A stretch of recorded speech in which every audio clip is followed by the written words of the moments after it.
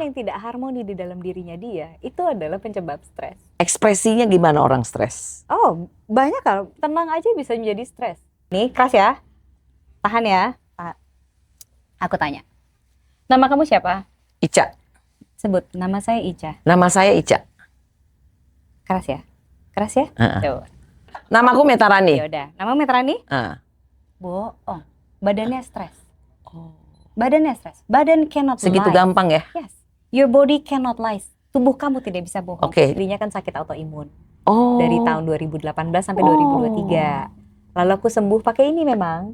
2,5 bulan aku sembuh autoimun aku. 2,5 bulan. Hanya pakai ini? Hanya pakai ini aja. 2 jam tidur itu aku ngalami ulang kembali aku dari di rewind lahir, gitu? Dari lahir sampai di titik itu aku tidur. Jadi diulang lagi semuanya. Kayak film gitu, gambaran film gitu, apa gimana? Jadi aku menjalani aku, tapi aku di luar aku. Suamiku pas lagi setelah 2 jam aku tidur, dia ngelihat aku lagi sakaratul maut. Jadi aku lagi tidur, badannya naik separoh gitu, terus aku ngorok gitu. Oh iya, itu sakaratul maut sih. Maut, ya. Kayak ditarik gitu. Dan itu aku merasakan bahwa, oh itu kayak ada benang panjang gitu, ketarik gitu, udah tinggal tipis gitu, kayak tinggal gitu doang. Itu tali matrix ya? Iya, terus aku kayak, kata orang kan sakit ya. Jadi aku kan habis dari situ aku kan dibelajarkan apa sih nih sebenarnya terjadi gitu kan.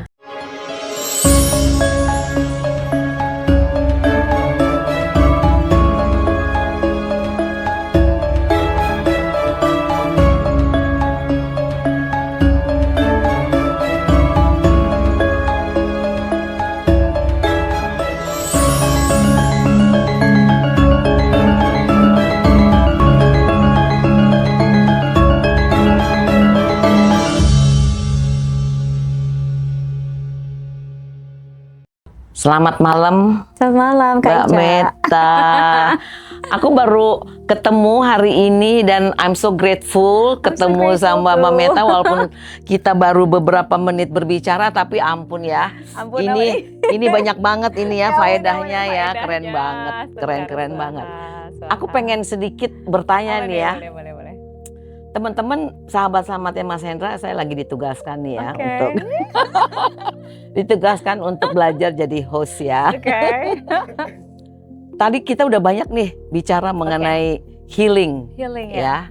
Cuma kan yang aku dengar dari Mbak Meta ini juga spiritual practitioner ya, healing dari aromaterapi dengan semuanya, bisa baca peta ini segala macam. Itu dimulainya kapan sih? Emang dari kecil udah begitu lahirnya? Kayaknya ya, sebetulnya mungkin aku kelahiran indigo. Jadi mungkin orang pemikiran indigo itu kan kayak orang lihat setan, ngeliat spirit gitu ya, spirit atau gimana gitu. Cuma aku baru tahu aku indigo itu setelah dewasa, setelah umur 30 something. Dan jadi during that day gitu, during sampai 30? I don't know what was that gitu. Kayak so absurd gitu kan. Waktu kecil ngelihat sesuatu yang nggak masuk di akal gitu, yang mungkin dibilang lihat setan, ya mungkin lihat setan, mungkin lihat energi, mungkin ngebaca pattern di mana tapi nggak pernah dianalisa lah pokoknya. I tried to, maksud aku berusaha untuk menganalisa, cuma kan nggak nyambung sama logika yang ada pada saat itu kan. Jadi ya mungkin aku berusaha nahan untuk nggak terlalu agak gila sedikit gitu kan. Jadi disangkanya gila dan agak lain ya. Aku kira juga aku sedikit gila dulu kan, cuma dijalanin aja gitu ya, dinikmatin aja gitu dengan kegilaanku ya. Aku menganalisa juga tentang diri aku ya. Saat itu orang tua tahu tuh kalau Mbak Meta kayak begitu? Dari dulu juga mama bilang aku klinik dibilangnya. Mama suka ngatain aku, kamu tuh klinik gitu. Aku belajar menulah apa sih? Kayak jampi-jampin orang gitu. Dan itu nggak diajarin, nggak ada yang ngajarin, eksperimen sendiri aja. Terus si mama tahu? Iya, jadi aku selalu dikatain mama gitu, kamu tuh ini klinik banget sih kayak gitu. Gak tahu, emang kayak bawaannya aja gitu, nggak masuk akal. Tapi ya mungkin umur 17 tahun. Tapi eksperimen aja, pengen tahu aja apa sih nih gitu. Kayak apaan ini, nggak jelas kan. Terus ya mungkin aku tutup waktu umur 17 tahun, aku berusaha untuk menjalani hidup normal gitu, karena aku dulu nggak mau nginget-nginget lah gitu ya. Aku dulu di SMA 6 kan gitu. SMA anak gaul gitu. Jadi aku berusaha kayak anak normal gitu yang lainnya gitu, pacaran lah ini itu. Itu gimana tuh kalau pacaran tuh?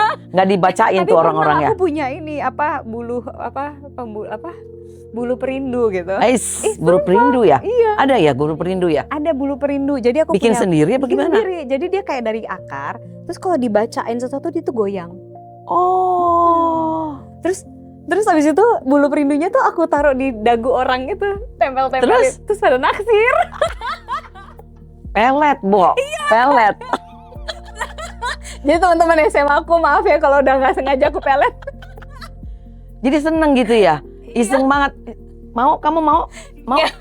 Cuma nggak tahu kan, nggak ngerti itu apaan. Jadi dulu nggak ngerti ini maksudnya apaan. Jadi aku jalanin aja gitu. Terus lalu aku tutup. Aku punya pacar, aku pacaran serius gitu. Habis itu aku tutup, aku nggak berusaha untuk mengulik lah hal-hal tersebut gitu. Nah begitu udah nikah, tiba-tiba suamiku ngajak nih. Suami tahu kalau Mbak Meta kayak begitu? Enggak. Taunya normal. Dia taunya aku agak enggak, tapi dia tahu aku nggak normal. Oh oke, justru itu dikawinin ya? Iya, terus soalnya dia pertama kali ke rumah aja gitu, mau jemput aku gitu, aku dijemput, aku pakai baju kuntilanak gitu. Jadi dia kayak what? Itu manusia agak. Baju kuntilanak tuh kayak apa ya? Tau kan baju panjang karena rambutku panjang. Putih gitu. Rambutku panjang terus aku giniin gitu, terus dia pas lagi jemput gitu. Iseng banget ya. Dia gak kejengkang tuh? Dia kejengkang sih, cuma dia kayak ini exciting gitu. Mungkin agak aneh gitu. Nah abis menikah? Ya, abis dipraktekin menikah, lagi nggak hal-hal kayak begitu? Iya dong, kayak iya dong. Udah enggak. Yang kayak gitu udah enggak pernah lagi. Oke. Terus habis itu jadi apa turning point-nya jadi berubah untuk tidak bereksperimen di hal-hal yang seperti itu? Oh enggak, aku masih eksperimen sampai sekarang. Oh masih. Cuma gini, in a different level of understanding gitu. Jadi mungkin aku dulu melihat energi tidak seperti apa yang kulihat energi sekarang. Oke. Mungkin kayak aku ngelihat orang gitu, misalnya sekarang aku lebih mempertajam lagi dengan banyak puasa gitu. Mungkin dari kecil aku memang puasa.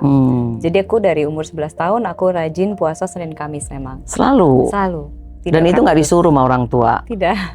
Pengen aja. Kenapa Iya, Senin Kamis? Kenapa nggak sehari puasa, sehari enggak, sehari puasa, sehari enggak? Kenapa pilihnya Senin Kamis? Karena dulu mama ngajarinnya, mama bilanginnya gitu, oh puasa Senin Kamis.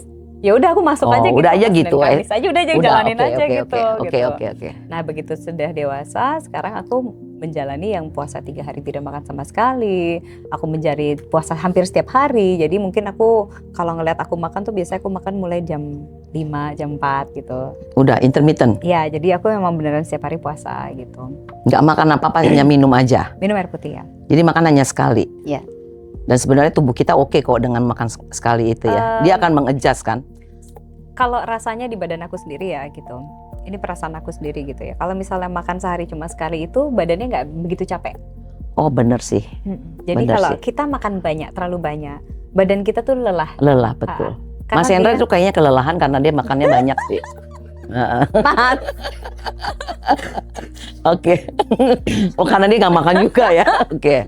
Tapi ada nggak badan dia memang perlu makan terus? Pernah ada nggak ngelihat YouTuber yang orang Korea? Aku lupa namanya, Suyin apa Sunyi apa-apa. Dia itu nggak pernah lapar. Oh ya? Dan dia makan itu daging itu bisa 5 kilo daging loh, steak loh. Dan dia setiap katanya rutin dia selalu medical check up karena itu kan aneh. Iya, that's weird ya. Ya weird kan. Jadi dia itu selalu merasa lapar. Kalau dia makan, kalau makan sashimi, sushi itu sampai ratusan piring. Nah itu dengan badan yang kayak gitu kenapa tuh? Waduh, itu masih dia terbuat dari apa tuh? Ya, itu masih dicek ya. Aku juga nggak ngerti sih sebetulnya. Apa dia alien kali ya? Bisa jadi. Hah? Kan ada yang kayak gitu. Padahal kan secara yang tadi dibicarakan makan sekali aja udah cukup. Nah, tapi ini balik lagi, aku pasti akan bilang sama teman-teman kalau tubuh manusia itu beda-beda. Dan ini memang tugas kita masing-masing di bumi itu untuk mengerti wadah kita sendiri atau tempel kita sendiri ini. Jadi kita harus tahu lah, maksudnya kebutuhan kita apa sih untuk mendengarkan badan kita sendiri itu seperti apa. Betul. Oke, menarik ya. Nah, sekarang bicara ini nih ya. Si aromaterapi ya. Aku tuh suka banget aromaterapi. Dulu aku pernah sempet punya toko aromaterapi. Oh wow. Pernah sempet. Di mana kah? Waktu itu di Kuningan, di Pasar Festival. Jadi zaman dulu itu belum pernah ada toko yang jual aromaterapi lokal. Ya. Dan aku tuh suka sampai belajar ke Phuket. Tadinya mau bikin spa. Jadi aku tuh suka banget. Tapi aku tidak pernah masuk ke menyuling sendiri lah, mempelajari into details. Padahal kayak essential oil kan bagus juga untuk healing kan. Nah, itu coba beda-bedanya tuh apa tuh? Apa tuh? Aromaterapi itu, essential oil ada buat bukan audio parfum, apa istilahnya? Jadi sebetulnya essential oil itu kan dia beda-beda dari cara pembuatannya. Nah, kebetulan kalau yang saya punya ini memang dia ada grade medical. Jadi memang khusus buat kesehatan, khusus buat terapi. Jadi untuk kesehatan gitu. Nah, kenapa sekarang ini kan kalau misalnya teman-teman tahu ini ada namanya biohacking kan. Nah, di biohacking ini ada yang namanya sistem homeopati. Nah, homeopati itu sekarang memang lagi sangat ngetren lah ya. Ngetren ya. Karena mungkin di bidang sains ini baru ditemukan yang namanya homeopati menggunakan natural, kayak naturopati, homeopati. Jadi dia menggunakan barang-barang atau benda-benda dari natural itu untuk dipakai untuk tubuh kita yang sebenarnya senyawanya itu sama persis dengan apa yang senyawa yang ada di dalam tubuh kita. Jadi ketika dia dioles, dipakai itu dipakai gitu. Dia itu kayak menerbitkan, kayak trigger enzim atau senyawa yang di dalam tubuh kita yang selama ini ternyata nggak pernah di-trigger atau sudah habis atau kurang. Ini bisa pakai itu? Yes. Ini apa? Ini namanya pure? Homeopati. Yes, ini pure essential oil. Jadi mungkin kenapa aku suka sama ini gitu, karena nggak semua essential oil itu mereka dijaga untuk pembuatannya. Nah, mungkin yang di sini aku percaya karena ada. Dia di blend atau dia pure satu? Pure. Jadi misalnya kayak ini salah satunya contohnya nih ya, satu tetes ginger di ini, satu tetes ginger ini itu sama dengan 70 mangkok ginger. Jadi kan itu essential itu kan. Ini sandalwood, di sini sandalwood ada satu gitu. Harganya memang tidak murah gitu. Cuma dalam satu sandalwood itu, dia itu diekstrak harus si pohon itu lebih dari 40 tahun. Karena yang diambil tuh ekstrak dalamnya. Dan itu cuma 5 mili, itu satu dia nggak pakai base oil? Harus pakai base oil. Harus pakai base oil tetap ya? Ya karena tadi itu kan. Iya. Kayak bakal kalau coba bayangin. Satu tetes 70 mangkok masuk kena kulit, pasti sakit nggak? Sakit. Nah, jadi pemakaiannya gimana? Memang harus didilut dengan base oil. Jadi dia dicampur dengan base oil, baru kita diaplikasiin. Itu pun base oil 100 ml itu cuma satu tetes. Wah. Terus pengaplikasiannya kemana? Dihirup pasti pertama. Kenapa dihirup? Karena dia harus masuk ke otak kita dulu. Iya, langsung ke otak kalau dihirup. Masuk ke otak dulu, dia dioles. Karena 3 detik awal dia masuk ke otak, 3 menit ditaruh di kulit, itu masuk penetrasi ke dalam kulit kita. Dan kenapa harus di kulit? As we all know, kulit itu sebetulnya organ terbesar untuk penyerapan di dalam tubuh kita. Makanya aku sangat hati-hati sekali, aku tidak mandi dengan sabun yang nggak organik ya. Organik, sampo pun juga tidak organik. Karena dia meresap ya. Ya, cuma kalau aku masih warnain rambut. Aku juga. Tetap gitu. Karena kalau hitam, jadi kayaknya rusuh gitu kan. Sama. Kamu mengerti saya? Nggak, aku juga. Aku juga. Tapi gimana tuh rambut kita? Ya, itu dia. Tapi ya itu dia. Aku di sini aku tetap pakai yang bisa menyeimbangkan lah gitu. Jadi sebenarnya gini, badan kita ini kan sangat pintar sekali. Betul. Mind, body, and soul, tubuh manusia tuh sangat pintar sekali. Setuju. Jadi kita tuh punya kemampuan untuk self healing. Betul. Even our thoughts juga punya self healing. Even our feelings also have self healing. But the case-nya adalah kita tuh nggak tahu gimana sih kita mengkondisikan tubuh kita untuk bisa self healing. Gak tahu caranya gimana gitu. Kasih tahu dong salah satu caranya. Ya kita harus relax. Itu relax tuh, tapi that's not the only way kan? Tapi pertamanya harus relax. That's the only way. Yeah. When you're not relaxing, when you're not gini, relax itu berarti kan kita vibrasinya hampir sama dengan bumi karena bumi kan relax. Makanya kenapa sih orang selalu bilang grounding, berenang di pantai, tenang aja, dengarkan jantungmu, peluk pohon. Sebenarnya apa sih gunanya? Relax. Cuma hanya itu sebenarnya ya. But people is so hard to relax karena apa? Your nervous system, sistem syaraf kamu sudah terbiasa dengan stres. And you thought the stress is the jadi kamu pikir stres kamu adalah nyaman. Kamu pikir stres kamu adalah nyaman, ternyata tidak. Enggak. jantung kita tidak bisa berselaras dengan bumi. Iya. Sedangkan jantung kita yang beresonansi terhadap kesehatan tubuh kita Betul. sendiri. Betul. Itulah sebenarnya. Agak Gitu rumit ya. memang kalau diperjelas ya. Sebenarnya kalau relax aja sih udah nggak rumit banget ya. Udah relax aja deh gitu kan. Mas Hendra relax mah itu Mas. Ya, jangan sering-sering lihat handphone gitu itu. ya.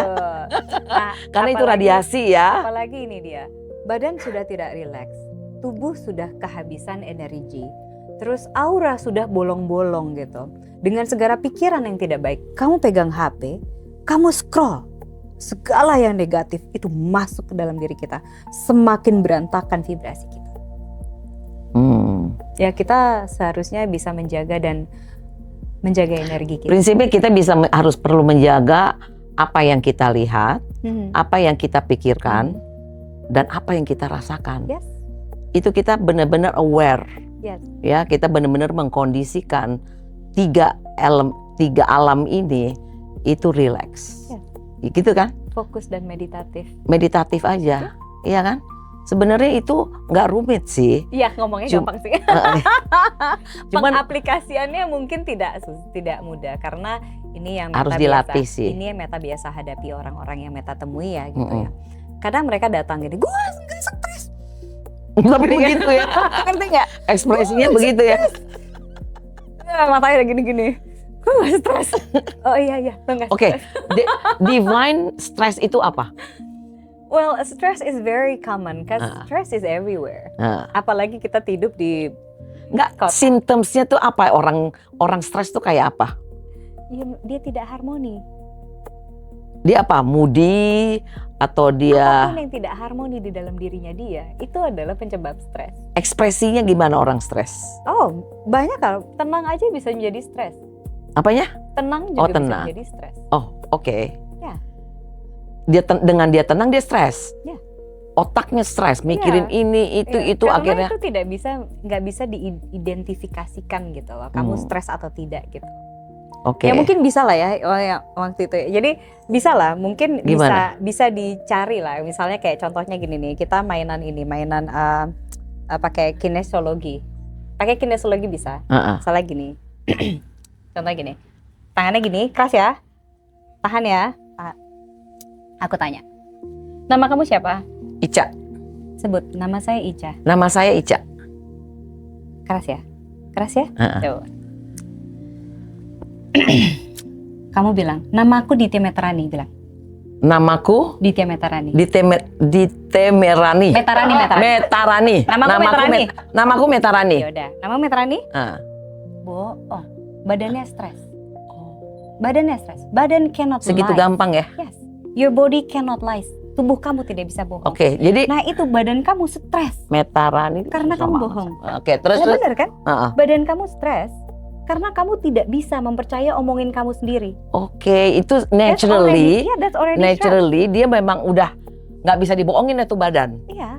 Oke. Nah, ketika kita bohong, kita melakukan hal buruk dalam hidup, itu badan kita stres.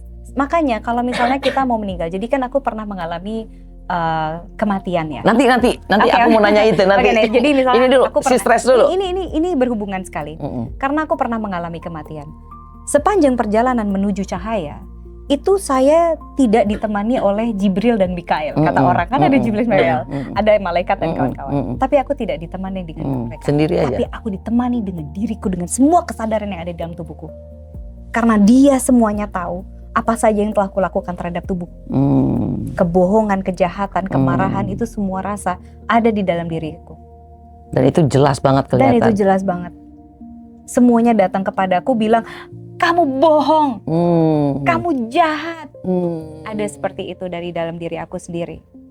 Jadi gini, ini seru juga ya. Jadi kalau kita punya anak nih ya, Ya, kalau dia lagi bohong sama kita, tunggu ya, coba begini. Gitu ya.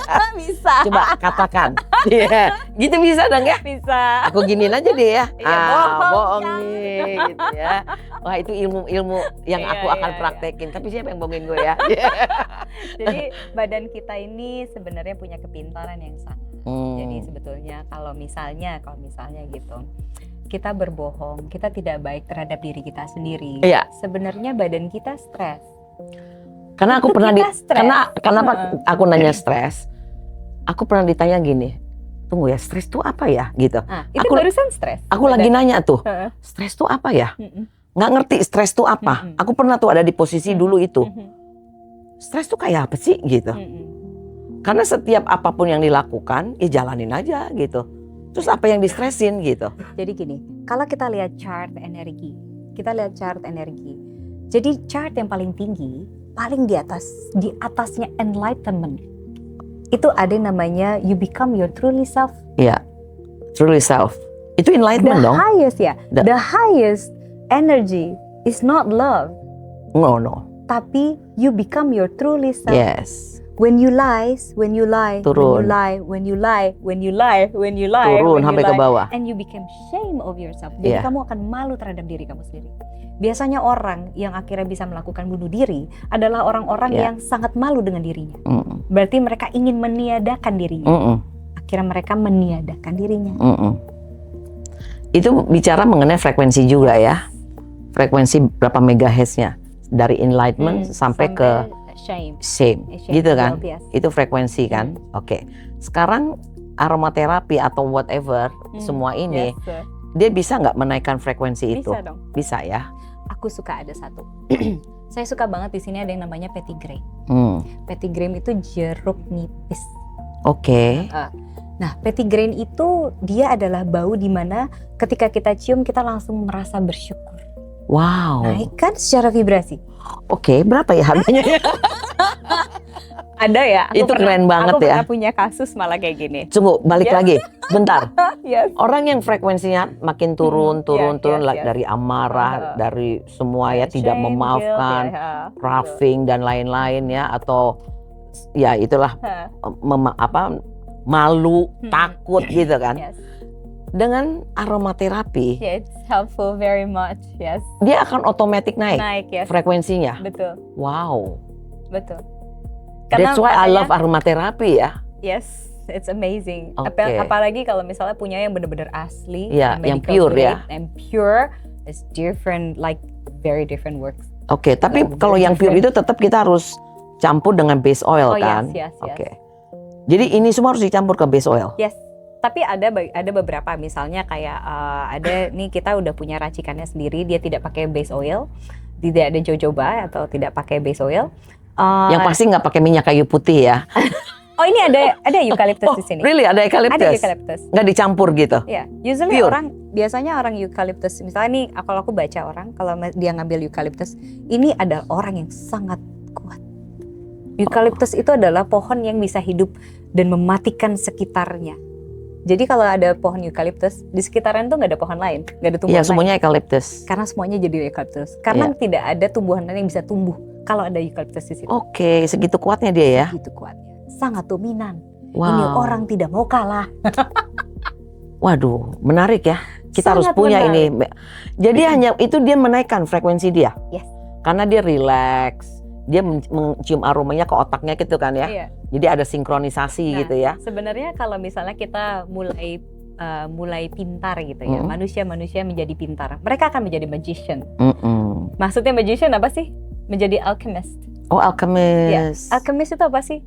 Itu adalah perpaduan senyawa yang ada di badan kita dan kita ngerti cara bermain dengan senyawa yang ada di dalam tubuh kita. Gitu. Contohnya oksitoksin.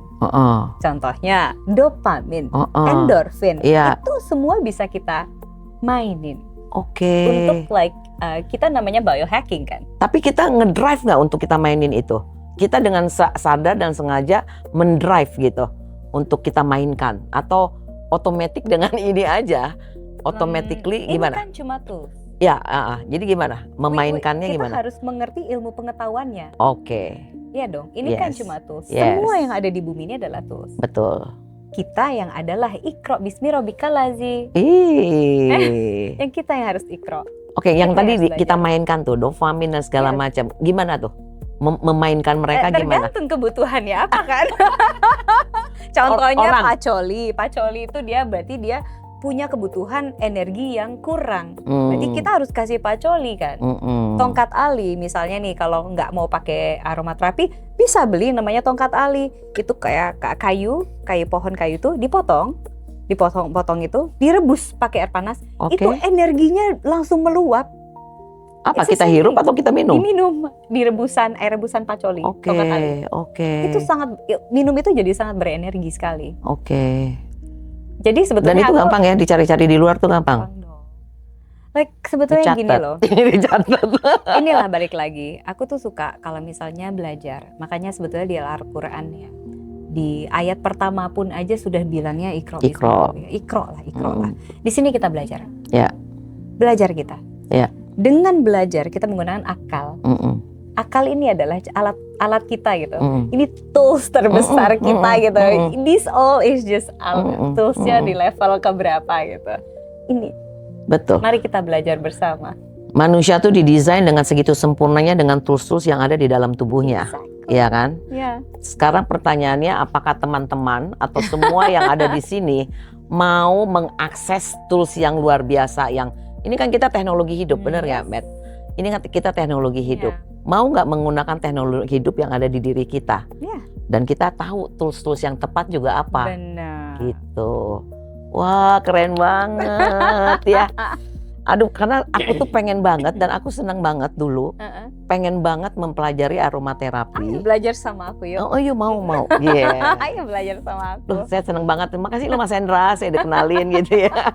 Pengen banget karena aku I love aromaterapi. Yes. Aku pernah punya toko aromaterapi tapi hanya untuk bukan yang seperti ini, hanya untuk relaxing. Untuk that's a start. Iya, a start, yes. Itu booming banget zaman dulu tuh. Sampai di interview di TV di segala macam, tapi gak pernah mempelajari yang barusan Meta ngomong. Ini agak menakutkan karena sebetulnya kita jadi bersaing sama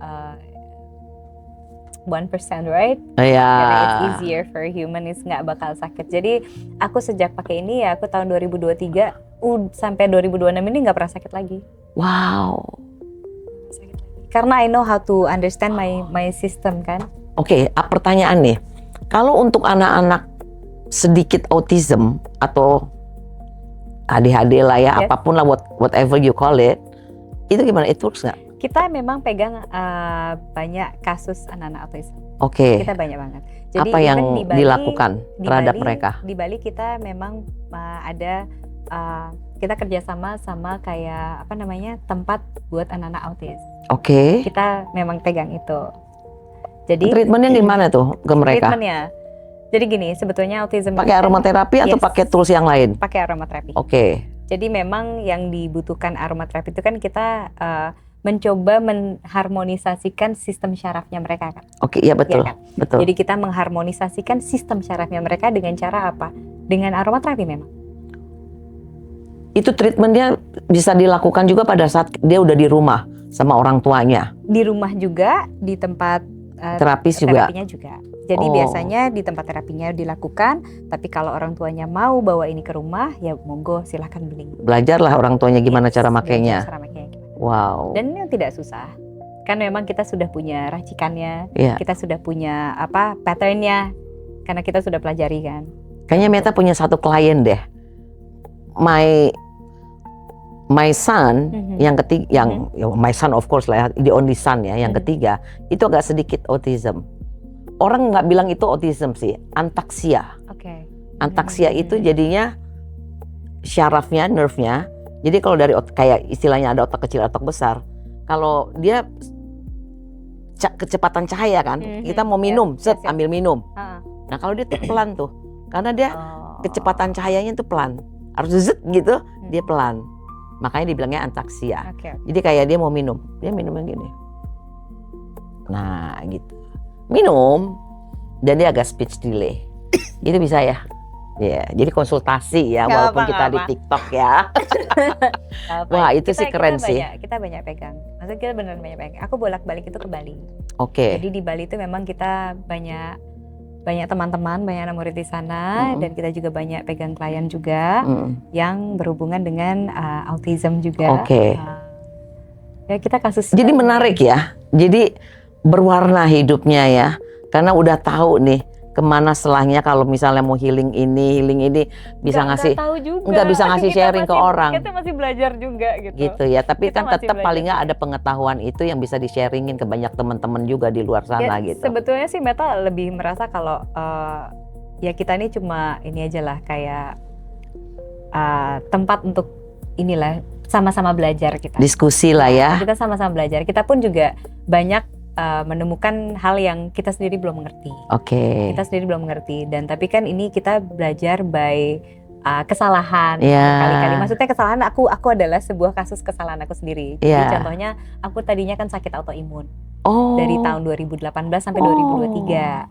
Lalu aku sembuh pakai ini memang 2,5 bulan aku sembuh autoimun aku. 2,5 bulan. Hanya pakai ini. Hanya pakai ini aja. Aku Autoimun? lepas bolak, yes. Wah, itu Lepas banyak banget loh obatnya. sekarang loh. Yes, jadi aku memang pegang banyak orang autoimun. Dan aku sakit jantung, aku sakit aritmia. Dari kecil sampai umur 2023 kemarin, aku udah nggak pernah sakit lagi ya sama aritmia aku. Dicek medical check up semua all fine. Udah fine. Oke. Terus aku sakit turun peranakan. Jadi tahun 2010 aku sakit. Memang harus ada self pengalaman sendiri ya. Ya aku ngerasa Jadi, itu sebagai modal sih Kak. Bener. Itu modal. Jadi kalau dulu orang bilang sakit itu sakit, nggak apa-apa. Terima sakitmu, kamu jalani, kamu resapi gitu. Kamu nikmati, kamu resapi, lalu kamu syukuri. Ternyata itu adalah jalan dari Tuhan di mana kamu harus mempelajari sesuatu. Betul. Lalu waktu itu Setuju. aku pikir, aku udah kayak nih ya Tuhan, ini aku tinggal mati aja lah nih kayaknya ya. Kayaknya soalnya badannya sakit banget gitu kan. Karena kan kalau turun peranakan itu kan sakit banget ya. Nggak tahu. Jangan Sakit. deh. Jangan deh ya. Jangan deh. Nggak usah tahu lah ya. Jadi waktu aku tinggal di Italia, dulu aku tinggal di Italia. Aku tinggal di Italia, aku di lantai 4. Jadi aku bawa anak, bawa laptop, bawa kamera karena aku kerja juga, punya anak juga gitu. Terlalu jagoan sih tuh. Iya sih. Terus. Nggak kerja ya sekolah, tapi ya sambil kerja inilah paruh waktu sama guruku gitu ya. Karena tapi aku dulu fotografer sama stylist dulu di Italia kan. Tapi punya anak tuh umur 1,5 tahun sampai 2 tahun gitu. Bawa bolak-balik naik tangga, bawa beras juga gitu kan. Itu yang menyebabkan. Nah, turun peranakan. Nah, itu aku pakai spiral. Terus dia turun lah peranakannya, cerot gitu, nusuk lah. Itu bisa dibayangin sih, sakit banget sih itu tuh. sakit, lebih sakit dari melahirkan by the way. Aduh. Jadi sakitnya itu tidak hilang sampai tahun 2023. Ya, Tahu nggak, dari 23 tuh baru loh. Iya, baru 23. Jadi aku merasakan sakit dari 2010 sampai 2023. Itu sakitnya, aku tuh udah nggak bisa pakai high heels. Jadi aku selalu pakai sepatu boots gitu kemana-mana. Karena aku kerja di fashion kan. Jadi aku harus tetap keren ya gitu. Jadi aku pakai boots keren gitu. Tapi itu sebetulnya bukan karena aku pengen pakai boots, tapi karena nggak bisa pakai high heels. Iya. I have to look good, but I don't know how to put myself in gimana cara look good kan. Iya. Terus ya udah, aku sakit, dipijet lah, aku suka pingsan lah, bolak-balik ke rumah sakit lah. Jadi tuh bisa tuh sebulan ke rumah sakit tuh 5 atau 6 kali, 7 kali. Wow. Di sana lagi tuh? Enggak di Jakarta. Oh, di Jakarta. Begitu balik ke Jakarta lah, rajin gitu ke rumah sakit gitu. Baru dong 2023, 3 tahun yang lalu loh. Iya, jadi aku baru sembuh memang. Oke. 2023 sembuh, ketemu Mas Hendra. Terus ini semua? Ini 2,5 bulan. Wah, amazing sih. Keren sih, keren. Tapi kalau turun peranakan saya sembuhnya karena pakai batu turmalinnya. Yang dipakai. Jantung saya pakai yang perak tembaganya. Wow. Jadi saya memang kayak disiapkan sama Tuhan untuk bisa sharing lah sama banyak orang. Itu yang paling penting kan. Jadi saya pelajari. Makanya saya berada di jalur spiritualism karena saya sudah menerima sakitku. Oke. Jadi kita bicara spiritualism ya. Bridgingnya bagus gak? bagus. Thank you ya. Jadi kalau bicara spiritualism, itu kan karena memang pengalaman dari kecil sampai whatever lah, bisa ngeliat ini dan segala macam. Tapi turning point untuk akhirnya mempelajari apakah memang secara belajar dari bermacam-macam guru atau belajar dari dapat aja gitu, atau dari buku atau dari apa? Nah sebetulnya mungkin aku sudah dari menemukan itu di dalam diri aku gitu kan, sebagai guru murni di dalam diri gitu. Oke. Cuma lucunya waktu itu diajakin sama suami, balik lagi kan ceritanya. Maju mundur kita. Kata balik dia pas lagi sudah nikah, suami akhirnya nanya gitu, dia mau ngajakin pengajian taha. Oke, yang di Senopati. Iya. I've been there. Oh. Pak siapa? Pak Rahmat. Ya. Ya udah diajakin lah sama suami gitu. Ayo kita ke ini pengajian taha makrifat gitu. Aku bilang kayak apa sih gitu. Aku bilang gini ke suamiku. ini yakin mau ikut begini. Soalnya aku nih bakal kayak keran bocor karena udah aku tutup dari umur aku 17 tahun. Dari dulu. Aku bakalan kayak keran bocor. Aku ngomong gitu, exactly that word gitu. Nggak apa-apa gitu. Kamu tahu aku agak nggak normal loh. Nanti aku beneran udah disclaimer normal, dulu tuh ya. Aku nggak normal ya. Nanti aku ikut kayak gini bisa nggak normal beneran ya, aku gituin. Nggak apa-apa, I'm ready. Oke. Dia bilang I'm ready gitu. Oke, aku ikut. Pas lagi dia melakukan taha dan kawan-kawan gitu kan. Tawaju. Oh iya, Tawaju dan kawan-kawan. Dia merasa itu udah, wah, dia kan crying and everything like that gitu. Aku bilang gini, pas udah selesai gini, itu anti klimaks buat aku gitu. Hah? Maksudnya apa anti klimaks? Gimana? I've been doing that since I was 11. Gitu? Ya, aku sudah ngelakuin itu dari umur 11 tahun. Tanpa ada yang ngajarin? Nggak ada yang ngajarin. Semua panca indera ditutup? Nah, beda. Oh beda. Jadi kalau misalnya, itu kan dia menutup semua panca Iya, indera kan? betul. Kalau aku enggak. Aku merasakan kehadiran itu sudah apa adanya. Jadi aku diam. Aku jadi belajar meditasi tanpa belajar. Iya, betul. Jadi aku belajar meditasi tanpa belajar, aku diam, aku sampai di titik itu. Oke. Tapi kan kalau tidak menutup itu kan perjalanannya panjang ya sampai di titik itu kan. Panjang banget. Panjang banget di titik sampai di titik itu kan. Iya. Makanya aku bilang ini anti klimaks. Oke. Karena aku menjalani itu, mendapati itu tanpa itu. Oke. Semuanya. Oke. Tanpa secepat itu gitu. Terus, and then abis itu? Terus dia kayak oke gitu. Terus aku bilang gini, ya udah kalau gitu ini aku ikuti perjalananku sekarang ya. Ini kayaknya aku sudah disuruh jalan. Aku bilang gitu. Dengan ini berarti aku sudah disuruh jalan. Kira saya bertemu dengan Pak Agung, ketemu sama anak 11-11, aku ketemu sama semuanya. Aku dikasih jalan sama Tuhan aja gitu. Teman-teman spiritualitas lah. Cuma aku menemukan teman gitu. Ternyata rasanya guru itu ada di dalam diri. Betul itu sih. Semua teman-teman gitu. Semua berjalan bersama mencari gitu. Sebenarnya aku ngeliat ya semua teman-teman kita semua sedang mencari gitu. Ya kita sama-sama belajar di sini gitu. Ya walaupun semua manusia yang kita temui adalah guru kan. Iya. Karena ada hal yang kita harus belajar karena kita mirroring gitu. Iya, mirroring. We have this mirroring energy. That's why I need to learn me on you. Gitu kan. Ya itu perjalanan aku gitu di situ. Nah, kalau bicara spiritual ya, apa bedanya sama spiritualis kalau menurut Meta? Spiritualis and religious. What is the difference? Apa ya? Sama aja sih. Sama aja. Beda logo doang gak sih? Beda logo aja. Ya, kita kan makhluk spiritual aja. Iya. Kita makhluk spiritual. Kita bukan makhluk religion. Kita makhluk spiritual. Makhluk spiritual. Yang menjalani spiritual, yang menjalani religion, semuanya kan menuju ke satu titik juga. Makhluk spirit yang sedang mengalami dengan tubuh fisiknya gitu. Betul. Gitu ya. Mungkin kalau religius tuh konteksnya dengan dibalut oleh agama yang diorganisir lah, kepercayaan yang diorganisir. Ada peraturan dan peraturan. Itu bedanya gitu. Kali ya. Spiritualis ya esitis gitu kan. Spiritual has its own laws gitu kan. Kita juga punya laws-nya juga. Tapi laws-nya itu kan ya semesta punya role. Iya betul. Oke. Jadi akhirnya nggak diterusin, tapi suami nerusin. Enggak juga. Oh, enggak juga. Enggak juga. Oke. Jadi akhirnya ketemulah sama teman-teman yang memang satu frekuensi lah perjalanan. Oke. Ternyata yang dicari ada di dalam gitu ya. Sampai di titik dimana pernah kita belajar tentang nyalain kundalini lah ya gitu. Kita nyalain kundalini. Itu diajarin. Gitu ya, diajarin. Nyalain kundalini kita ini. Jadi itu kayak ada titik dimana kita yang belajar bareng gitu.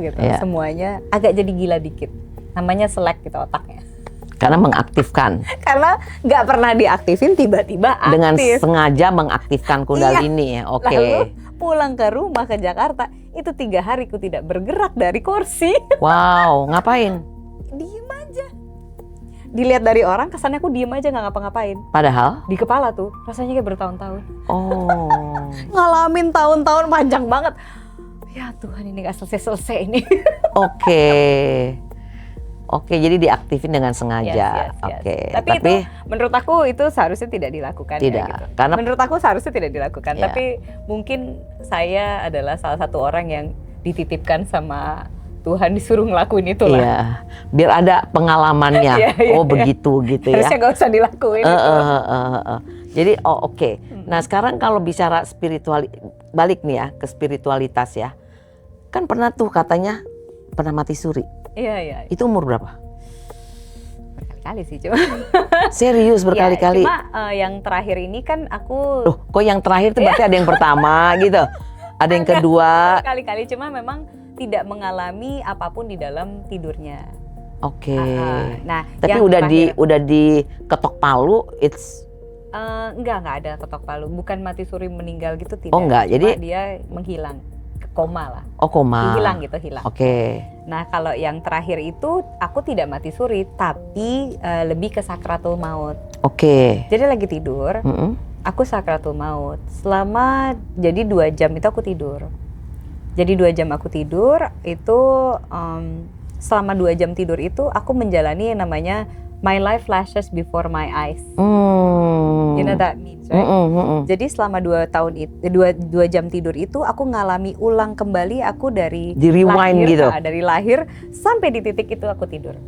Jadi diulang lagi semuanya. Kayak film gitu, gambaran film gitu, apa gimana? Jadi aku menjalani aku tapi aku di luar aku. Oke, segitu panjangnya ya? Ya. 33 tahunan. Tapi sebenarnya pada saat itu here and now-nya itu sebenarnya nggak lama.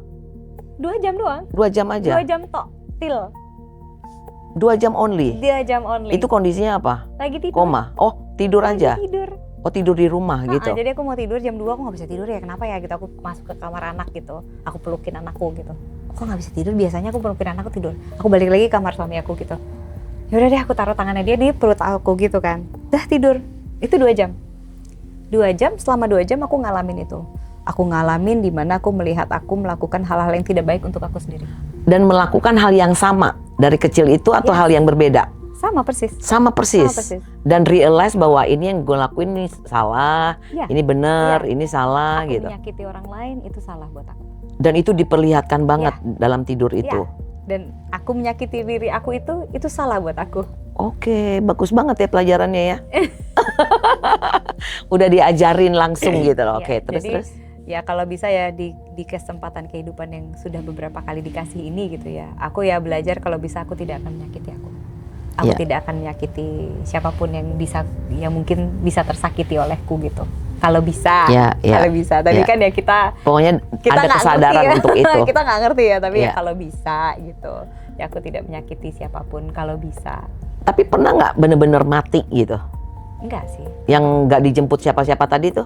Yang cerita tadi nggak dijemput sama ada Mikail lah sama malaikat ini. Enggak. Itu dia. Yang sendiri. Itu yang aku alamin yang tidur itu. Yang tidur itu. Yang 2 jam itu. Iya, karena yang sebelum-sebelumnya nggak ada mimpi nggak ada peristiwa apa-apa. Nggak ada peristiwa apa-apa sama sekali. Tapi udah koma aja. Flat. Oh, koma. Belum flat ya. Belum flat. Cuma kalau yang ini memang cuma ya sakratul maut gitu, ngalamin. Dan suamiku pas lagi setelah 2 jam aku tidur, dia ngelihat aku lagi sakratul maut. Jadi aku lagi tidur, badannya naik separoh gitu, terus aku ngorok gitu. Oh iya, itu sakratul maut sih. Maut, ya. Kayak ditarik gitu. Dan itu aku merasakan bahwa itu kayak ada benang panjang gitu, ketarik gitu, udah tinggal tipis gitu, kayak tinggal gitu doang. Itu tali matrix ya. Iya. Terus aku kayak, kata orang kan sakit ya. Jadi aku kan habis dari situ aku kan dibelajarkan apa sih nih sebenarnya terjadi gitu kan. Terus aku tanya lah near death experience orang-orang semuanya gitu.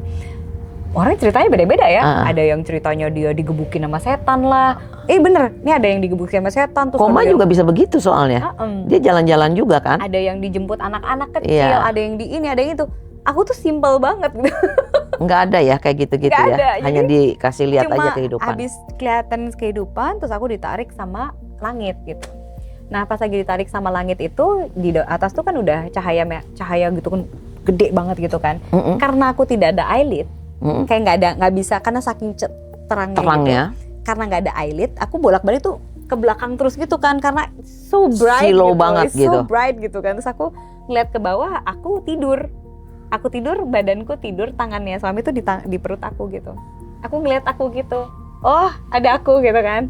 Terus aku ngeliat cahayanya lagi. Out of body experience gitu. Ya, but that's not my first time. Oke. Jadi I'm not kaget gitu. Iya. Terus ditarik ke atas gitu kan. Akhirnya jadi itu kan cahaya nih. Cahayanya gede gitu. Tapi di sini banyak kayak ada itulah entitas lah gitu. Ada beberapa entitas banyak gitu. Yang siluet. Ya cahaya juga, tapi cahayanya it's not Ya ada kayak siluet gitu ya, kan? ya cahaya, tapi aku tahu itu entitas. Tapi Iya. aku nggak bisa bring out itu ada siluet manusia atau bukan gitu. Tapi Oke. I know di sini ada entitas banyak gitu. Terus aku di tengah gitu. Di situ tuh cahaya gede banget gitu. Ya di situ ya kita ada meeting lah. Ada meeting. Ya kita ada conversation gitu. Like Oke. we have this conversation that Oke. what I should do here. Gitu. And apa yang harus aku lakukan, apa yang harus aku ini. Dan aku ada pembicaraan tentang Indonesia gitu. Bagaimana Indonesia nantinya, lalala. Ini kapan nih kejadiannya? Aku lupa tahunnya. Waktu aku masih umur 33 kali ya. Oke. Ya 32 gitu.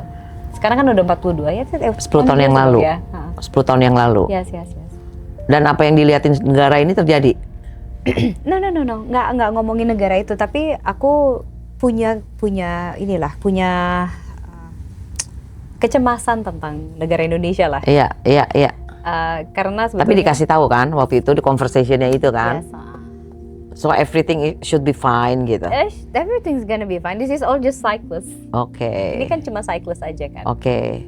Nah, apa moral yang didapetin dengan pengalaman-pengalaman itu? Apa yang mengimpact kehidupan Meta sekarang setelah kejadian itu? I become my very authentic self. Oke. I'm not trying to be, ya aku coba menjadi diri aku apa adanya. Yang kalau bisa ya jangan sakitin siapapun lah. Iya.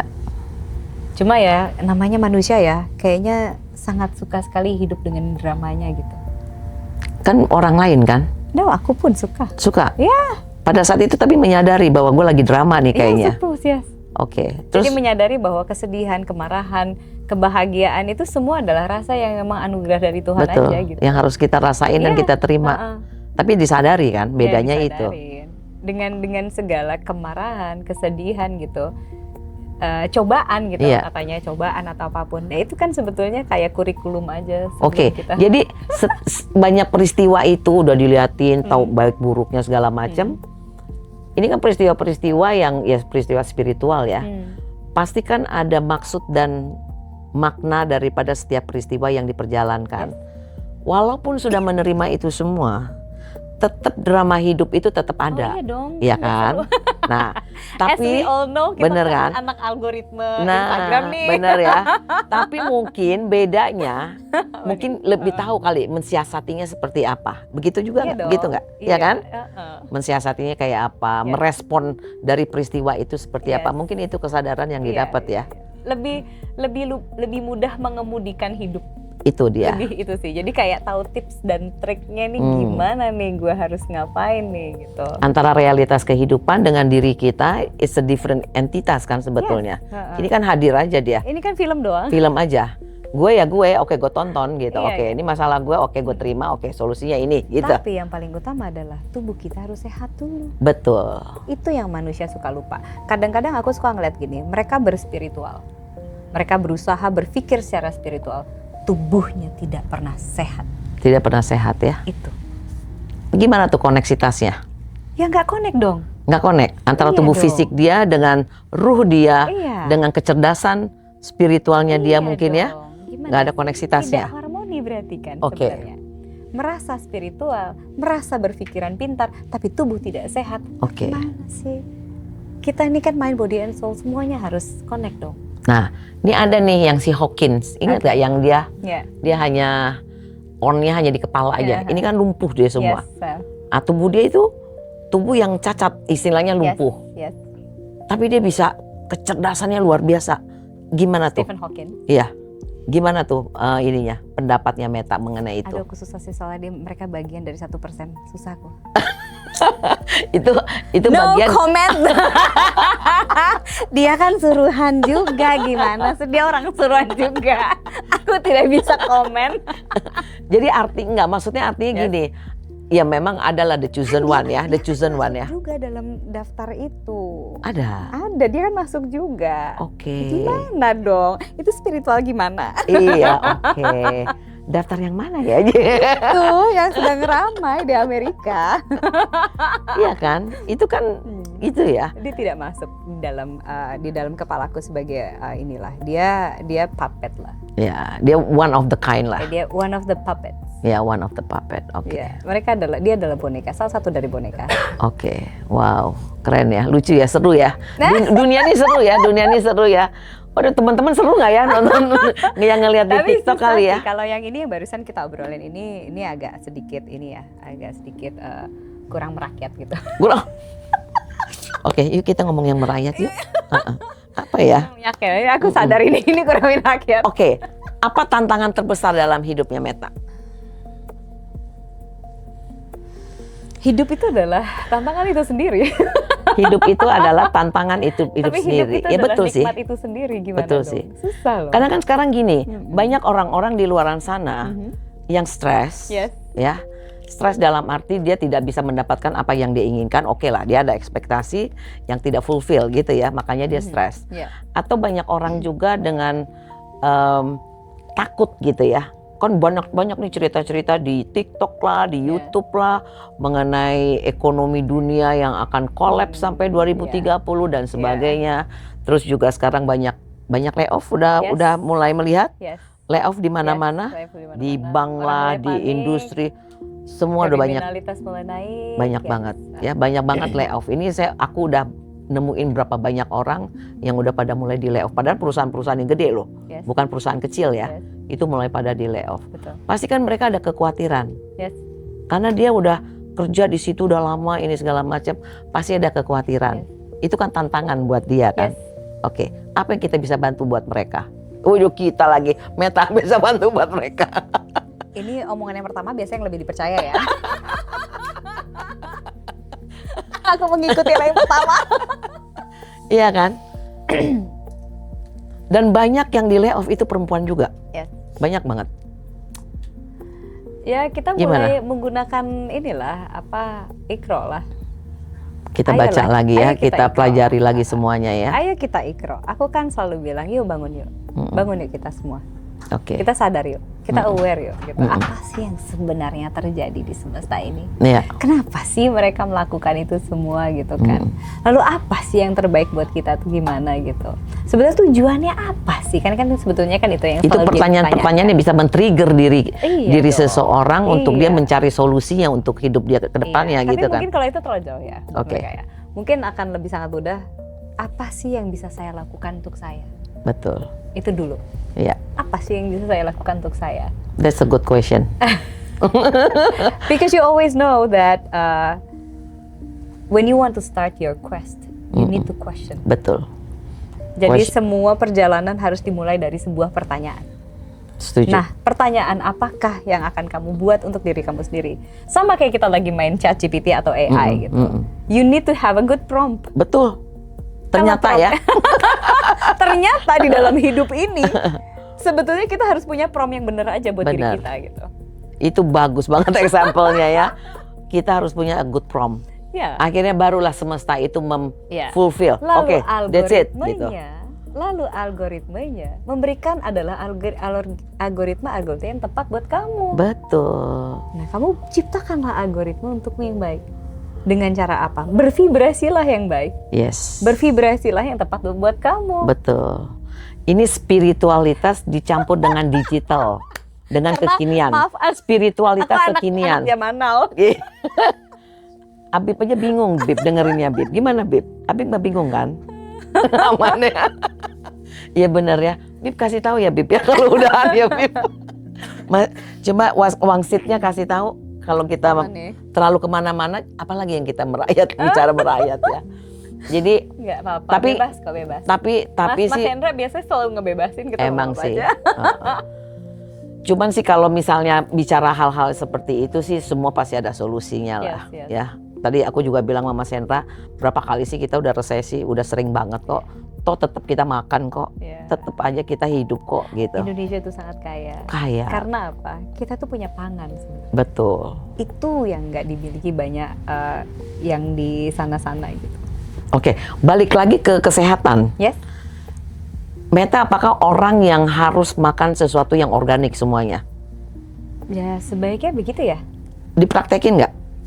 Atau kalau ke supermarket udah beli aja macam terserah lah, nggak dicek itu organik atau enggak gitu. Ya kalau bisa yang organik lah.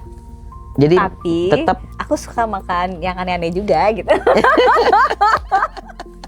Icip-icip lah ya. Iya dong. Supaya ada warna lah ya. Sebetulnya sih enggak, itu kan kayak lagi nakal aja. Tapi kalau enggak sih aku jaga gitu. Tuh aku tiap hari memang makannya telur doang gitu. Sayur, telur, tempe, sayur, telur, tempe. Gitu aja? Ya. Nggak vegetarian? Dulu aku pernah menjadi vegan Vegan banget? Gitu. Vegan dari umur 21. Telur juga nggak makan? Iya. Dulu dari umur 21 tuh aku vegan. Ya tau gak sih yang vegan norak gitu. Iya. No, makan daging. Iya. Terus? Gak bisa makan daging karena itu menyakiti karbo lah gitu. Ya, aku dulu pernah norak lah gitu. Sekarang makan? Ternyata setelah tahun 2000, setelah umur 35an gitu. Aku merasa kayak, oh ternyata tubuhku butuh binatang ya gitu. Oke. Oh ternyata tubuhku butuh protein karena kurang B12. Proteinnya perlu dari situ. Karena kurang B12, kurang beberapa. Terus aku jadi anemia lah, terus jadi kayak, oh ternyata aku banyak butuh binatang gitu. Oke. Toh juga sebetulnya kalau misalnya karena aku pelajari Islam pun gitu, misalnya kayak Nabi Muhammad itu membolehkan kita makan binatang yang makan tumbuhan. Kenapa? Enggak, karbivora. Enggak boleh. Iya, kan Nabi Muhammad kan dia nyuruhnya herbivora kan. Kita makan binatang. Herbivora, iya. Binatang yang makan tumbuhan. Iya. Kenapa begitu gitu? Karena sebetulnya dia makan sesuatu yang langsung dari bumi. Make sense. Iya, makanya nggak boleh makan babi. Kenapa nggak boleh makan babi? Karena babi makannya sembarangan. Dia makan binatang lah, makan serangga lah, makan semuanya lah, makan badan orang mati juga, mayat juga dimakan kan sama babi kan. Nah sebetulnya kan that's why Nabi Muhammad dulu nyuruh kita kayak gitu. Dan aku pikir-pikir lagi kayak, oh iya memang sebetulnya bagus juga kok makan sapi, makan akhirnya makan kambing. Saya makan. Nggak ngefek ke badannya karena udah lama vegan awalnya kaget begitu. Awalnya kaget banget. Cuma untungnya aku punya mantra lah buat aku sendiri gitu. Karena sebetulnya aku karena nggak tega kan sama binatangnya. Jadi kenapa aku vegan awalnya karena aku nggak tega sama binatangnya. Oke. Aku nggak mau merasakan karma yang sudah dilewati sama binatangnya. Iya. Lalu aku punya mantra, aku selalu bilang ya I am so sorry that you've been through a lot of these things. Aku minta maaf kamu sudah menjalani ini semua. Aku terima kasih kamu sudah berada di sini untuk saya. Gitu. Oke. Lalu bilang I love you. Kita bersatu menjadi energi yang baik buat aku supaya aku bisa sebarkan ke banyak orang. Selalu ngomong kayak begitu kalau pada saat makan daging. Enggak, sekarang bukan cuma makan daging, apapun ya, it's a good praise sih. Makanya zaman dulu kan orang pasti berdoa gitu kan, karena sebetulnya mereka mengerti bahwa energi is real, energy is real. Jadi kapanpun kamu masukin apapun yang dalam tubuh kamu ya, kamu harus ada izin lah. Kayak ini kan sebetulnya temple ya. Iya, temple. Ini temple ya. Kamu kasih izin lah. Kita masukin sesuatu yang baik. Kayak kita masuk ke masjid, kita izin. Iya. Ya makanya kita masukin sesuatu dalam tubuh kita izin lah. Betul. Ya. Tubuh ini obat. Tubuh ini baik buatmu. Tubuh ini adalah energi baik. Dengerin. Yang kita masukin tuh harus bener-bener temple ini dijaga bersih gitu ya. Makanya kan sebetulnya ada saying bahwa kalau kita berpuasa panjang gitu ya, kita berpuasa lama gitu, badan kita. Sekarang masih puasa? Saya masih puasa. Masih ya? Terus-terusan ya? Ya, setiap hari saya puasa. Nggak pernah ya? Oh setiap hari? Oke, jedanya yang hanya berapa windownya, hanya berapa jam itu aja. Wow, luar biasa ya. Muda, Kak. Begitu ya? Bener juga ya. Biar nggak ada garis-garis ini semua. Kan nanti kan dia nyalain ini kan, nyalain senyawa di dalam tubuh kita yang dia ngabisin semua racun di badan kita gitu. Nah racun-racun itu yang akan merusak tubuh kita kan. Bener sih. Iya. Mungkin ada yang mau ditanya kali teman-teman di TikTok. Mungkin Ike bisa membacakan mumpung ada Meta di sini. Kan tapi kayak udah banyak orang tahu kok tentang puasa. Sebetulnya udah banyak juga yang menjalani. Orang juga banyak yang intermittent gitu kan ya. Bagus banget kok, dijalanin aja. Kecuali orang yang seneng kuliner susah ya. Yang suka kuliner gimana tuh? Tapi kan ada waktunya kamu berkuliner, ada waktunya untuk tidak berkuliner. Yang penting timingnya aja ya. Ada mungkin teman-teman di TikTok yang mau nanya nih, mumpung ada pakarnya loh. Pakar apa ya? Pakar ini aku tertarik banget loh sama ini. Kemarin tuh aku ada kasus ya. Karena banyak banget ya anak-anak sekarang, ya bukan dari dulu juga banyak sih, yang apa itu namanya autoimun, banyak juga autism gitu. Ini kan autoimun sih khususnya sih. Sejak COVID itu autoimun itu, karena kan aku juga ada di bidang financial untuk kesehatan juga ya. Jadi banyak banget setelah COVID itu, vaksin itu, sekarang ini orang-orang kalau sakit, semua diagnosanya autoimun. Yes. Nggak ngerti autoimun yang bagian mana, pokoknya banyak variasinya kan. Yes. Nah kalau ini bisa menyembuhkan mereka, membantu. Seperti juga Meta banyak mengkondisikan. Supaya dia bisa self healing. Nah itu kayaknya perlu tuh disatuin tuh. Mereka dikasih pengetahuan itu. Aku banyak sudah memang ya memberikan penyuluhan buat teman-teman yang untuk bisa self healing. Nah di Jakarta suka bikin nggak yang kayak begitu? Enggak sih, aku one by one. Oh one by one. Iya. Kayaknya perlu kita kumpulin deh, Met. Oh gitu ya. Jadi yang punya kebutuhan-kebutuhan itu. Pakar, aku juga bukan pakar ya, tapi sebetulnya. Ya paling nggak ada informasi-informasi. Karena aku sebetulnya karena yang ngalamin aja dan aku sehat dan aku bantu teman-teman yang untuk ya. Aku menjembatani lah supaya mereka juga bisa mendapatkan apa yang ku dapatkan gitu. Nah itu pengalaman itu kan. Ya. Kalau itu memang bisa membantu kan, palingnya mereka punya ada hope ya untuk dia juga bisa nge-treat lebih baik lagi. Di kantor aku itu banyak banget survivor autoimun memang. Nah itu. Banyak banget survivor autoimun dan mereka sembuhnya tuh cuma 6 ya kayak sebentar 2,5 bulan ya 2 bulan. Karena udah ada di otakku nih nama-nama nih yang autoimun. Bener deh, banyak banget gitu sekarang mulai bermunculan autoimun.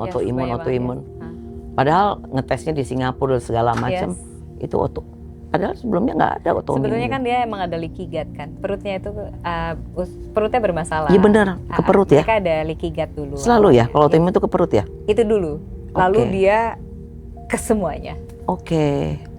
Itu tuh bener-bener deh kalau memang ada salah satu alternatif yang mudah dan dia bisa treat diri dia self healing sendiri, kenapa tidak dibagikan hal-hal seperti itu? Yuk lagi. dari kemarin aku udah share kok, maksudnya aku udah banyak ya. Di Instagramku pun ramai sekali kita ngomongin that's good. Dan banyak yang datang juga dari Bali, dari Jakarta, kita sudah banyak coba jembatani mereka juga gitu untuk. Jadi sebenarnya Meta sadar gitu bahwa Meta bukan menyembuhkan mereka, tapi di sini aku mau mereka belajar tentang diri mereka. Iya, itu yang paling penting. Karena kesembuhan itu dimulai dari kesadaran diri dulu. Betul. Karena saya itu cuma 20%. 80%-nya dia bawa badannya sendiri. Betul. Betul. Bagaimana setuju. kamu treat yourself? Karena Ika ada yang mau nanya kali Kak? Ada nih. Ini Matt, kita jawab dulu nih teman-teman nih. Saking banyaknya yang komen jadi dibaca dulu satu-satu. Iya. Yang pertama sih tadi ada yang minta bahasa Inggrisnya didikitin. Oh iya maaf. Gak ngerti katanya. Itu banyak yang ngomong bahasa Inggris ya? Refleks nggak apa-apa. Tapi kan ya, rasanya itu kan sampai ya. Maaf ya. Nah, terus nanti aku ini dibilang mukanya bule soalnya. Rambutnya Jawa. Kita dua-duanya rambutnya bule soalnya. Oke, terus. Memang dipanggil bule Ica. Bule Ica ya. Dibilang dua-duanya keren banget. Terus thank you ilmunya. Terus puasa segitu banyak kenyang nggak gitu? Kenyang. Terus gimana sih caranya puasa tersebut? Gimana cara menjalankan puasanya? Itu yang pertama. Yang kedua, gimana caranya nyembuhin autoimun? Oke. Gitu. Baru itu aja. Gitu. Oke. Gimana caranya berpuasa? Sebetulnya itu hanyalah niat. Niat aja. Itu doang. Bikin keputusan aja mau puasa. Yes. The power of mind. Kalau kamu tidak bisa mengontrol mind kamu, power kamu, diri kamu, ya susahlah kamu ngadepin hidup, percaya. Betul. Pertama makan dulu aja. Untuk menjaga makan aja kamu tidak bisa berpuasa. Bagaimana kamu menjaga nafsu yang lain? Itu aja dulu. Makan dulu. Kamu tahan dulu saja. Perasaan kamu, emosi kamu, semuanya kamu bisa aplikasikan dari kamu tidak makan. Itu aja dulu. Coba dipelajari dulu deh. Pelan-pelan aja. Kalau emang mau coba, puasa dulu ya 5 jam, puasa dulu 6 jam, besok 7 jam, 8 jam, 19 sampai 20 jam, 24 jam, 30 jam. 42 jam, 72 jam. Nah, habis puasa itu buka puasanya seperti apa, Kak Meta? Biasanya aku makanan yang cair-cair dulu. Biasanya aku bikin sop daun kelor. Sop daun kelor aku cuma minum doang. Jadi kelornya nggak diminum, nggak dimakan. Airnya aja. Airnya doang. Itu aja, nya aja. Jadi ijo-ijo. Nanti di situ kamu belajar gitu, sistem badan kamu tuh cara kerjanya gimana. Jadi kan kita jadi ngeriset badan kita lagi kan.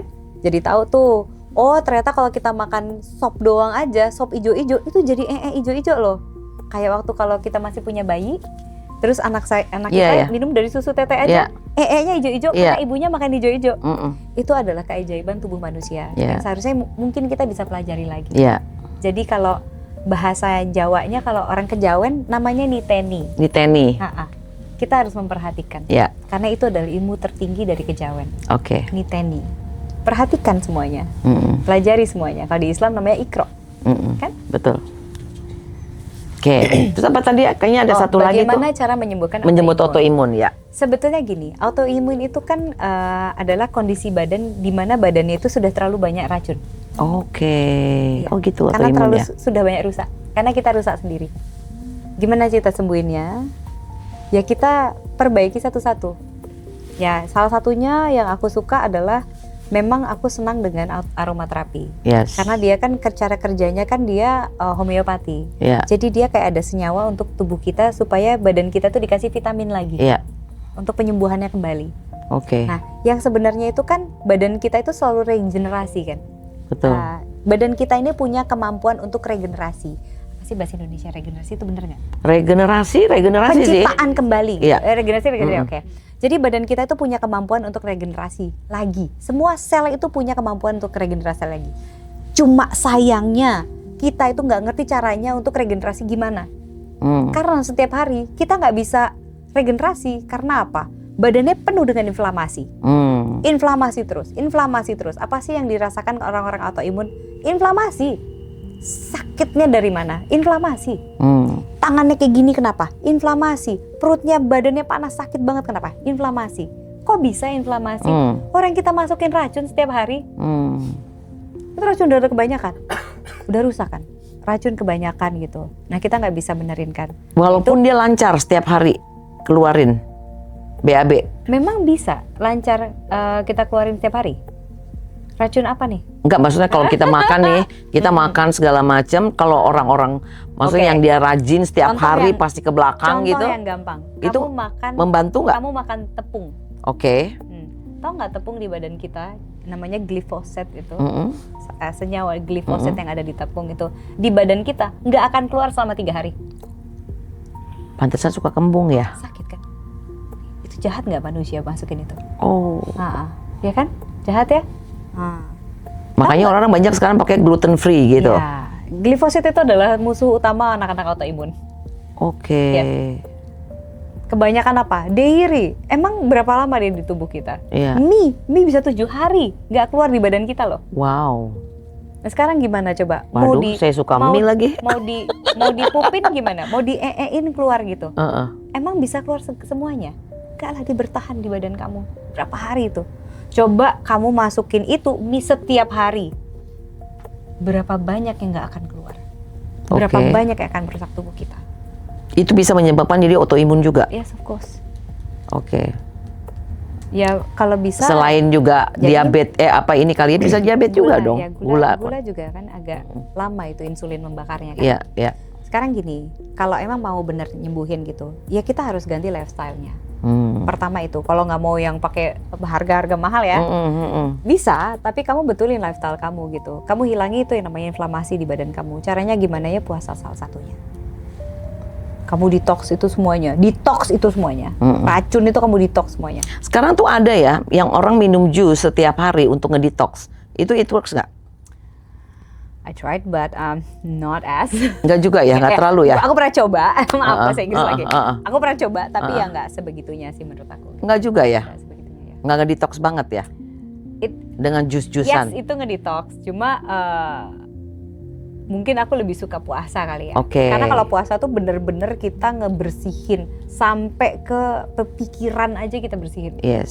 Sampai ke rasa aja kita bersihin. Tapi kan ada orang yang puasa itu, craving apa? Craving. Apa itu artinya ya? Keinginan yang kuat gitu ya, sampai dia tahu nggak itu kenapa? Apa? Kalau puasanya kayak gitu kenapa? Kenapa? Itu adalah parasit di badan kamu mencoba mengontrol kamu untuk minta itu semua yang ada di badan kamu. Udah ada parasit di dalam itu. Yes. Makanya dia jadi marah-marah, jadi pengen ini, pengen itu segala. Wah, pokoknya kesel aja bawaannya. Di tahun 1800 something, 1890-an gitu ya. Ini banyak banget buku tentang parasit. Banyak buku tentang parasit yang akhirnya di World War II itu semuanya, World War I ya, itu pas lagi Nazi itu pembakaran semua buku-buku. Itu pembakaran semua buku-buku. Yeah.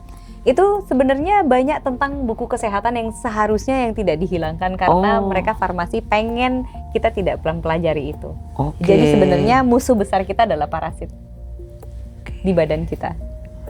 Itu yang menyebabkan orang jadinya marah-marah tuh kalau puasa, gitulah pokoknya, cranky lah. Sebenarnya badan kita ini kan adalah keseimbangan antara bakteri baik dan bakteri buruk aja. Yeah. Kayak good wolf and bad wolf, apa sih? Serigala jahat dan serigala baik, atau bakteri jahat dan bakteri baik. Mana yang kamu berikan makan paling banyak, itu yang akan berkuasa di dalam tubuh kamu. Ketika dia berkuasa, dia akan meminta hal-hal yang tidak baik itu.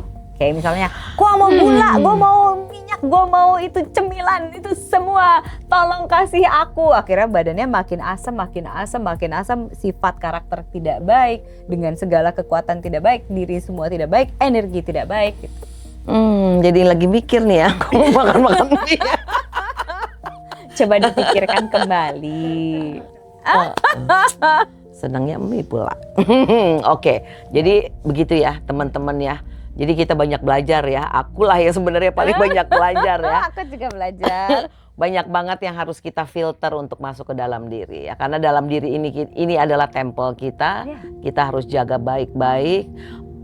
Dengan kita menjaga tempel kita, kesadaran semesta juga mulai terkoneksi dengan diri kita ya. Yang penting fisiknya dulu. Kalau ini udah oke kali ya. Ini kali. Gitu kali ya. Udah ya, nggak ada lagi yang mau ditanya. Terima kasih banyak Meta, luar biasa. Banyak belajar kita semua ya teman-teman ya. Nanti kita lihat lagi di Ngaji Rosok. Pastinya lebih heboh lagi, banyak banget yang kita bisa pelajari. Thank you so much guys, thank you so much. Terima kasih semua.